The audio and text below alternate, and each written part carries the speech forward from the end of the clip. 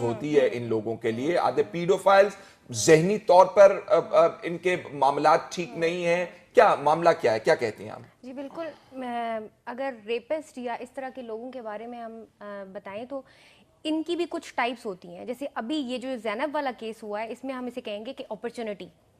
لوگوں کو اپرچونٹی, یہاں پہ پاکستان میں موسٹلی جتنے کیسز ہیں وہ یہ ہے کہ ویئر یو سی اپرچونٹی وہاں پہ اس طرح کے کیسز بڑھ جاتے ہیں. اگر ہم ٹائپ 2 کو کریں تو وہ پاور سم,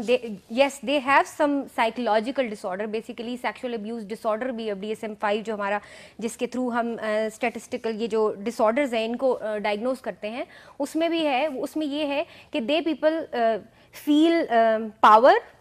کنٹرول اوور ادرس. اور اس کی تیسری ٹائپ یہ ہے کہ aggression, if they are doing anything, تو کیا بچپن میں ان کے ساتھ آیا یہ چیز بھی ہو سکتی ہے, یا ان کا بروکن فیملیز ہو سکتی ہیں, یا ان کے بچپن میں چائلڈ ابیوز ہوا ہے, یا کسی وومن کی طرف ان کا کوئی ہیٹریڈ یا اس طرح کی کوئی بھی چیز ان کے دماغ میں پیدا ہو گئی, اس کی وجہ سے یہ اس طرح کے ایکشنز یا اس طرح کی ایکٹیویٹیز میں ملوث ہوتے ہیں. تو یس, اگر ہم اس کو اور جو میں ایک چیز یہاں پہ اس پلیٹ فارم میں بیٹھ کے یہ کہنا چاہتی ہوں کہ جیسے سر نے کہا کہ جو ہمارے پولیس کے جو اڈے ہیں وہی سب سے بڑے کرمنل ہمارے لیے وہ پلیٹ فارمز ہیں, تو اس میں یہ کہنا چاہتی ہوں کہ اگر اس طرح کے کیسز رپورٹ ہوتے ہیں اور لوگ ایز اے ریپسٹ جیل کے اندر جاتے ہیں یا ان کو سزائیں دی جاتی ہیں, تو ہمارے ہاں ہماری جیلوں میں جا کے لوگ مزید اس سے ڈبل ٹرپل کرائم سیکھ کے واپس آتے ہیں, بجائے